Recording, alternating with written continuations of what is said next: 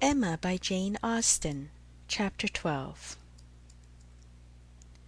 Mr. Knightley was to dine with them, rather against the inclination of Mr. Woodhouse, who did not like that any one should share with him in Isabella's first day. Emma's sense of right, however, had decided it, and besides the consideration of what was due to each brother, she had particular pleasure from the circumstance of the late disagreement between Mr. Knightley and herself in procuring him the proper invitation. She hoped they might now become friends again. She thought it was time to make up. Making up indeed would not do. She certainly had not been in the wrong, and he would never own that he had. Concession must be out of the question, but it was time to appear to forget that they had ever quarrelled, and she hoped it might rather assist the restoration of friendship, that when he came into the room she had one of the children with her, the youngest, a nice little girl about 8 months old, who was now making her first visit to Hartfield, and very happy to be danced about in her aunt's arms. It did assist, for though he began with grave looks and short questions, he was soon led on to talk of them all in the usual way, and to take the child out of her arms with all the unceremoniousness of perfect amity. Emma felt they were friends again, and the conviction giving her at first great satisfaction, and then a little sauciness, she could not help saying as he was admiring the baby, "What a comfort it is that we think alike about our nephews and nieces. As to men and women, our opinions are sometimes very different, but with regard to these children, I observe we never disagree. If you were as much guided by nature in your estimate of men and women, and as little under the power of fancy and whim in your dealings with them as you are where these children are concerned, we might always think alike." "Yes," said he, smiling, "and reason good. I was 16 years old when you were born."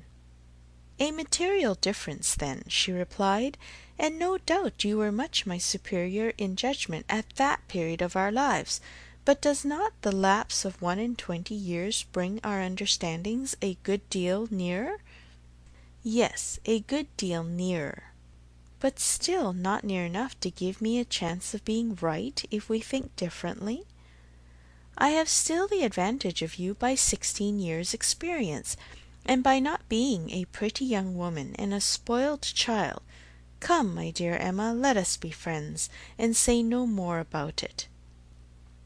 Tell your aunt, little Emma, that she ought to set you a better example than to be renewing old grievances, and that if she were not wrong before, she is now." "That's true," she cried, "very true. Little Emma grow up a better woman than your aunt, but infinitely cleverer, and not half so conceited. Now, Mr. Knightley, a word or two more, and I have done. As far as good intentions went, we were both right, and I must say that no effects on my side of the argument have yet proved wrong. I only want to know that Mr. Martin is not very, very bitterly disappointed." "A man cannot be more so," was his short, full answer. "Ah, indeed I am very sorry. Come, shake hands with me." This had just taken place, and with great cordiality, when John Knightley made his appearance. "How d'ye do, George?" said Mr. John Knightley. "John, how are you?" succeeded in the true English style, bearing under a calmness which seemed all but indifference, the real attachment which would have led either of them, if requisite, to do everything for the good of the other. The evening was quiet and conversable, and Mr. Woodhouse declined cards entirely for the sake of comfortable talk with his dear Isabella, and the little party made two natural divisions. On one side he and his daughter, on the other the two Mr. Knightleys, their subjects totally distinct, or very rarely mixing, and Emma only occasionally joining in one or the other. The brothers talked of their own concerns and pursuits, but principally on those of the elder, whose temper was by much the most communicative, and who was always the greater talker. As a magistrate, he had generally some point of law to consult John about, or at least some curious anecdote to give, and as a farmer, as keeping in hand the home farm at Donwell, he had to tell what every field was to bear next year, and to give all such local information as could not fail of being interesting to a brother whose home it had equally been the longest part of his life, and whose attachments were strong.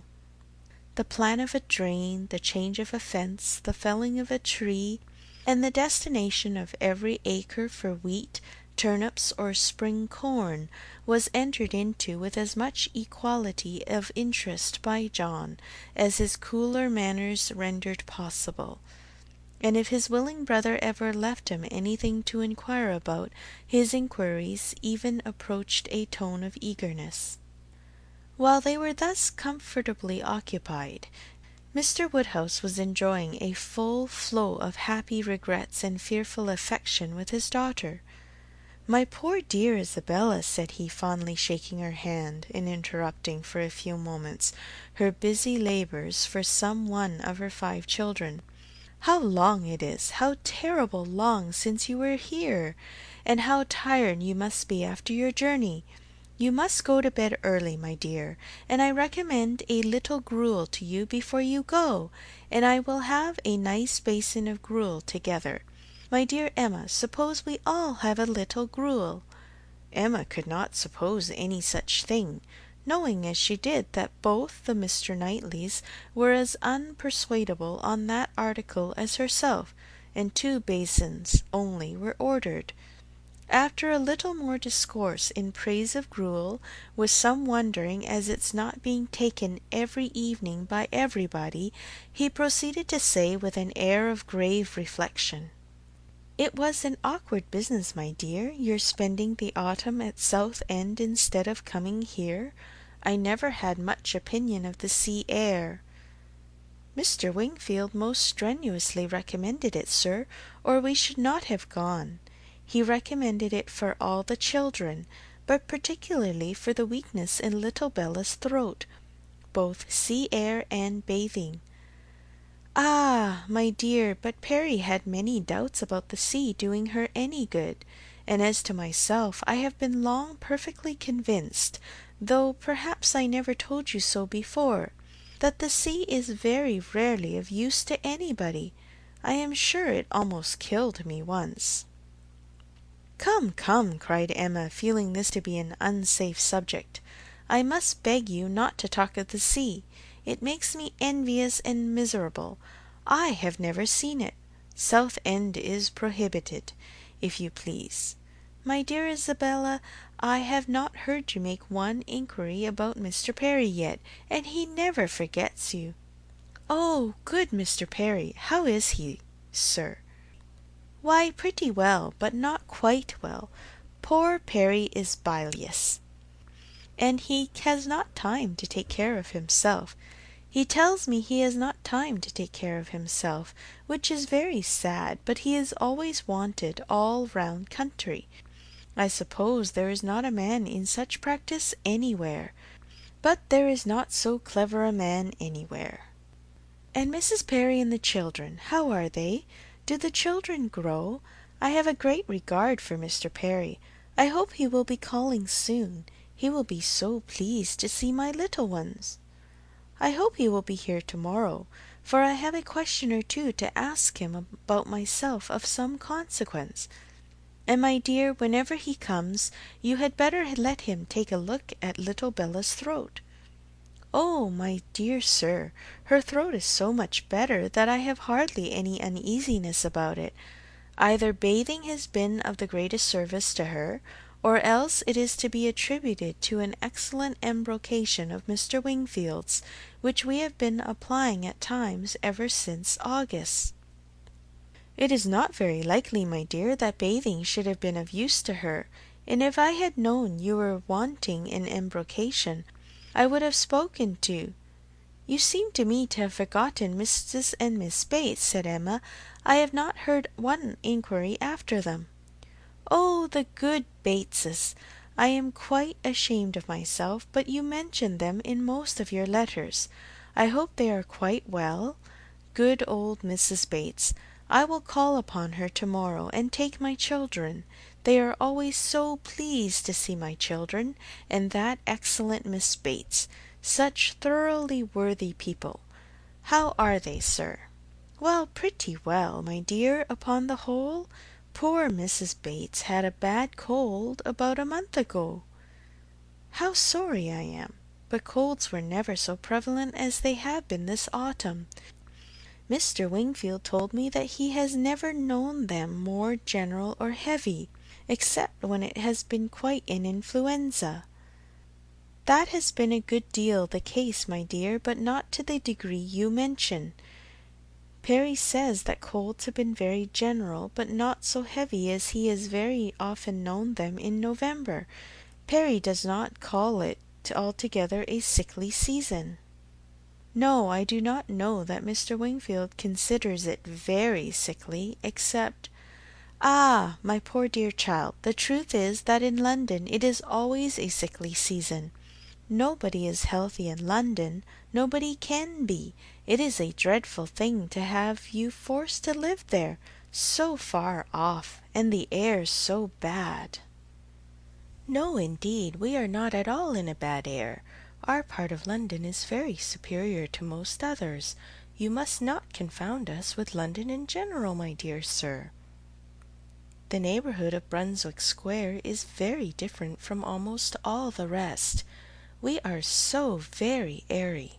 I should be unwilling, I own, to live in any other part of the town. There is hardly any other that I could be satisfied to have my children in. But we are so remarkably airy. Mr. Wingfield thinks the vicinity of Brunswick Square decidedly the most favourable as to air.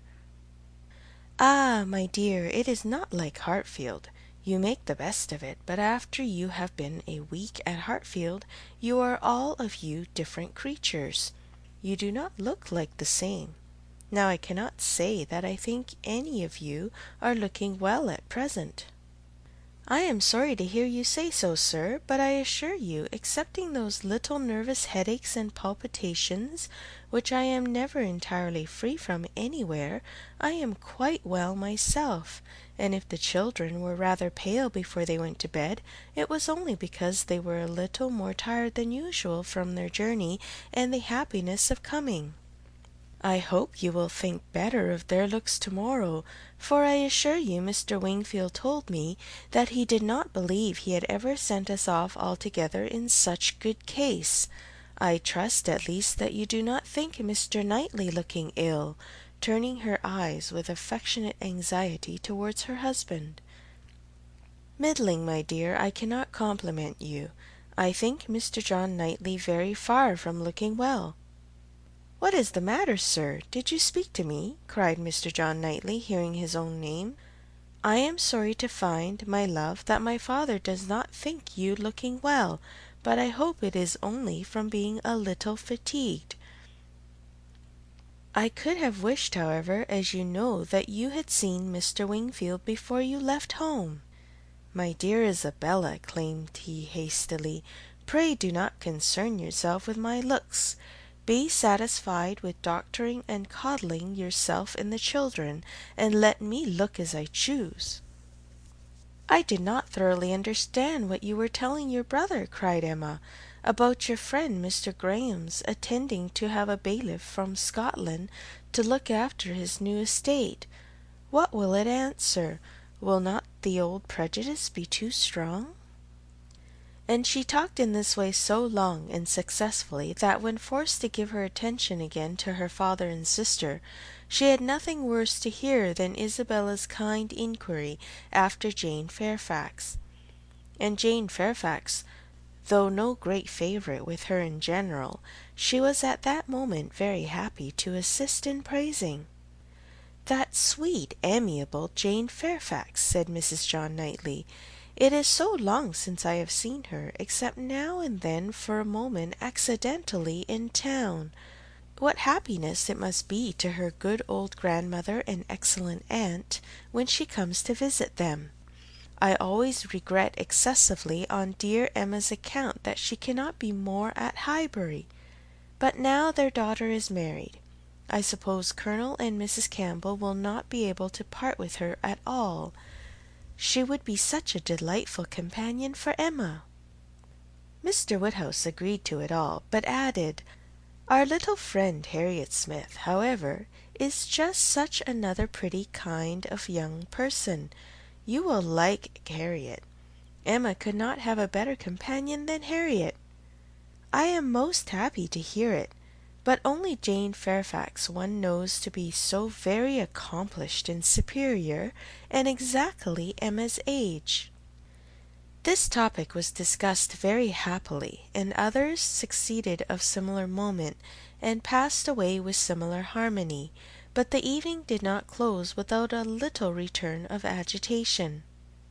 The gruel came and supplied a great deal to be said, much praise and many comments, undoubting decisions of its wholesomeness for every constitution, and pretty severe philippics upon the many houses where it was never met with tolerable, but unfortunately among the failures which the daughter had to instance, the most recent, and therefore most prominent, was in her own cook at Southend, a young woman hired for the same time, who never had been able to understand what she meant by a basin of nice, smooth gruel, thin but not too thin.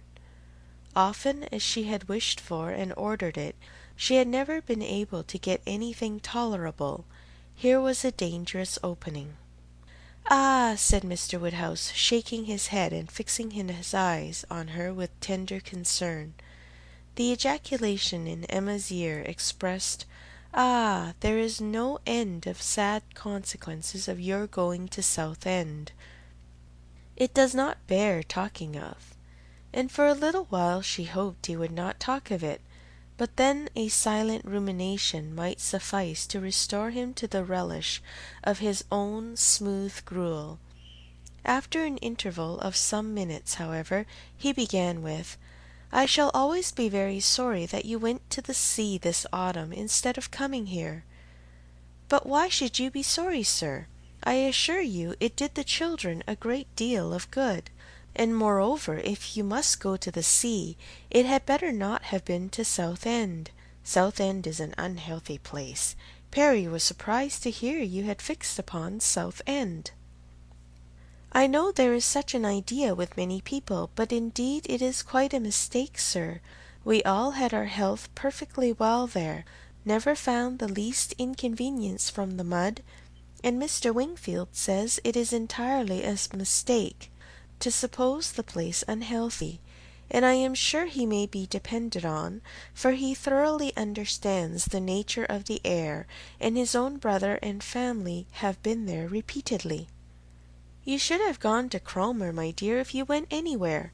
Perry was a week at Cromer once, and he holds it to be the best of all the sea-bathing places. A fine open sea, he says, and very pure air. And by what I understand, you might have had lodgings there quite away from the sea, a quarter of a mile off, very comfortable. You should have consulted Perry." "But, my dear sir, the difference of the journey, only consider how great it would have been, 100 miles, perhaps, instead of 40. "Ah, my dear, as Perry says, where health is at stake, nothing else should be considered, and if one is to travel there is not much to choose between 40 miles and 100. Better not move at all, better stay in London altogether than travel 40 miles to get into worse air." This is just what Perry said.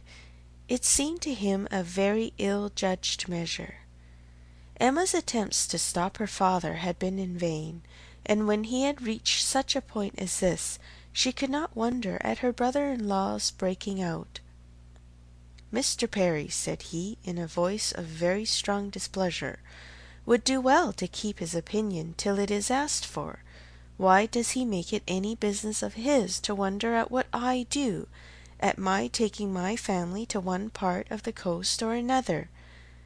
I may be allowed, I hope, the use of my judgment as well as Mr. Perry. I want his directions no more than his drugs." He paused, and growing cooler in a moment, added, with only sarcastic dryness, "If Mr. Perry can tell me how to convey a wife and 5 children a distance of 130 miles with no greater expense or inconvenience than a distance of 40, I should be as willing to prefer Comer to Southend as he could himself." "True, true," cried Mr. Knightley, with the most ready interposition. "Very true. That's a consideration indeed. But, John, as to what I was telling you of my idea of moving the path to Langham, to turning it more to the right that it may not cut through the home meadows, I cannot conceive any difficulty. I should not attempt it, if it were to be the means of inconvenience to the Highbury people. But if you call to mind exactly the present line of the path, the only way of proving it, however, will be to turn to our maps. I shall see you at the Abbey to-morrow morning, I hope, and then we shall look them over, and you shall give me your opinion." Mr. Woodhouse was rather agitated by such harsh reflections on his friend Perry, to whom he had in fact, though unconsciously, been attributing many of his own feelings and expressions, but the soothing attentions of his daughters gradually removed the present evil, and the other immediate alertness of one brother, and better recollections of the other, prevented any renewal of it. Chapter 12.